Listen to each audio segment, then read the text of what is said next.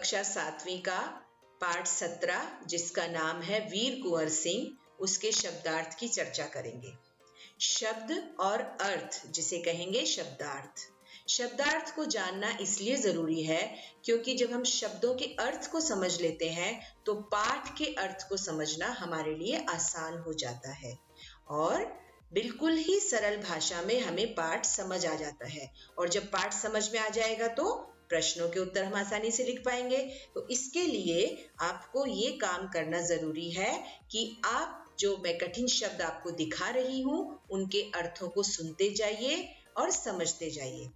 आप अपनी पाठ्य पुस्तक में इन अर्थों को लिख भी सकते हैं। मैंने यहाँ पेज नंबर भी लिख दिया है जिससे कि आपको आसानी हो उस शब्द को ढूंढने में और उसके ऊपर या कहीं बगल में आप पेंसिल से इस अर्थ को लिख भी सकते हैं।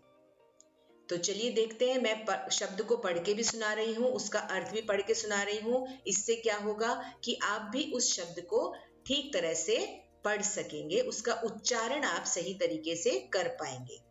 तो देखिए, महायज्ञ का अर्थ है महान यज्ञ। महा का अर्थ है महान, गगन का अर्थ है आकाश, ये शब्द आपने पहले भी सुना होगा। व्यापक का अर्थ है बड़े रूप में, बहुत बड़े पैमाने पर कोई काम होता है उसको हम व्यापक कहते हैं।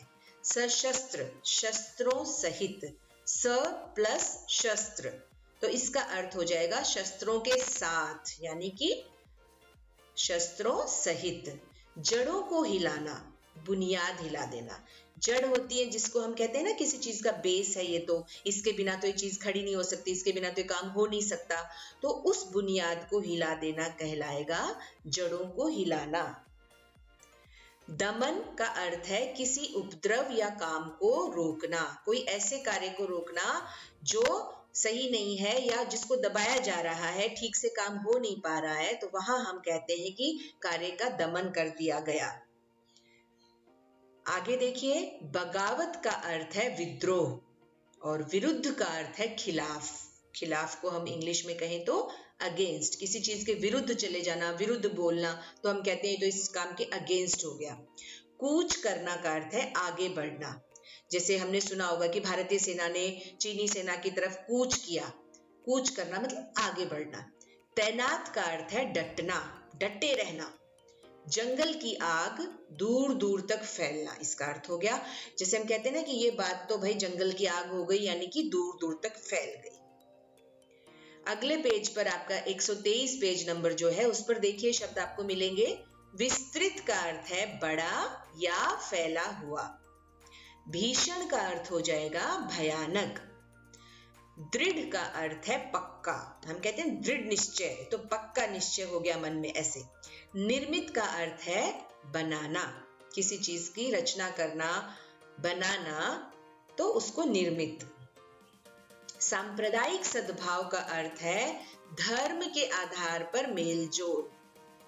वयोवृद्ध का अर्थ है बहुत बूढ़े, बहुत बूढ़ी अवस्था में जो है उनको हम वयोवृद्ध कहते हैं। व्यवस्था का अर्थ है इंतजाम, बंदोबस्त करना, कहते हैं ना कि आपने क्या इस कार्य का बंदोबस्त कर दिया, व्यवस्था हो गई, इंतजाम हो गया, तो व्यवस्था का अर्थ हो गया इंतजाम। स्वाभिमानी का अर्थ है आत्मसम्मान का रक्षक। उदार का अर्थ है विशाल हृदय, वो तो उदार दिल वाला है, वो तो बड़े दिल वाला है, कहते हैं ना। अगला पेज देखिए 124। हुकूमत का अर्थ है शासन। खिलाफ का अर्थ है विरुद्ध, ये हमने पहले भी पढ़ा, दूसरे पृष्ठ पर भी आया था। तो कुछ शब्द आपके वापिस आ रहे हैं, तो आप एक बार लिख लेंगे, एक बार सुन लेंगे तो वो अर्थ आपको समझ आ जाएगा। भयंकर भी हमने सुना है, भयानक। असंतोष, अशांति। वंचित का अर्थ है अप्राप्य, जो चीज हमें नहीं मिली है, हम उससे वंचित रह जाते हैं, ऐसे कहते हैं ना, तो उसका अर्थ हो जाएगा अप्राप्य। लोहा लेना यानी मुकाबला करना, लोहा लेना एक मुहावरा है, इसका अर्थ है मुकाबला करना। संकल्प, निश्चय करना या प्रतिज्ञा करना या प्रण लेना, मन में ठान लेना, संकल्प कर लेना। क्रांति, परिवर्तन। संपर्क का अर्थ हो जाएगा साथ। मुक्ति वाहिनी का अर्थ है स्वतंत्र रूप से आगे बढ़ने वाली, जिसको कोई रुकावट नहीं है, कहीं पे कोई उसको ऐसा नहीं है कि भाई नहीं आगे नहीं बढ़ना जाएगा या कुछ रुकावट आ जाए रास्ते में, ऐसा नहीं, उसको कहेंगे मुक्ति वाहिनी। अगले पेज पर आप जब 125 नंबर पेज देखेंगे उस पर आपको ये शब्द मिलेंगे। शूरवीर का अर्थ है महान वीर। अवस्था यानी दशा, और इसको हम कंडीशन भी कह सकते हैं। तत्पर का अर्थ है तैयार, हमेशा तत्पर रहना, हमेशा चुनौतियों के लिए तैयार रहना, तत्पर रहना। सर्वत्र का अर्थ है सब तरफ। व्याप्त का अर्थ फैल जाना। आधुनिकतम का अर्थ है नए तरीके से।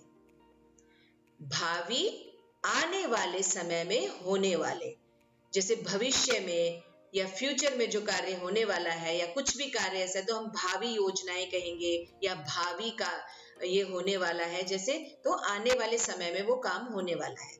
प्रस्थान का अर्थ है आगे बढ़ना या जाना, जैसे हम किसी को कहते हैं आप प्रस्थान कीजिए, यानी आगे बढ़िए, आगे जाइए। होश उड़ जाना फिर एक मुहावरा आ गया और इसका अर्थ हो जाएगा हैरान हो जाना, अचंभित हो जाना। अगुवाई का अर्थ है नेतृत्व करना, लीड करना, है ना। जैसे सेना का सेनापति होता है, सेना की अगुवाई करता है, नेतृत्व करता है, उसको लीड करता है, आगे होके उनको कमांड देता है और तब सेना उसकी कमांड को मानते हुए अपने लक्ष्य की तरफ बढ़ती है। आक्रमण का अर्थ है हमला। परास्त यानी हरा देना, परास्त कर देना, सेना को परास्त कर दिया यानी हरा दिया। 126 पेज नंबर पर आपको ये शब्द मिलेंगे, देखिए। छापामार युद्ध, छिपकर युद्ध करना। महारथ यानी विशेषता। मौत के घाट उतारना फिर एक मुहावरा आ गया है और इसका अर्थ है जान से मार देना। प्रतीक्षा यानी इंतजार। अर्पित यानी दे देना या किसी को भेंट कर देना कुछ। ओजस्वी वीरता से भरा, ओजस्वी। अकिंचन गरीब की, या अकिंचन कहते हैं कि कुछ भी नहीं के बराबर। जलाशय तालाब। 127 पेज नंबर पे देखिए। संवेदनशील, करुणा या भावुक। मकतब का अर्थ है मदरसा। प्रशस्ति का अर्थ हो गया प्रशंसा। भयभीत का अर्थ है डर जाना।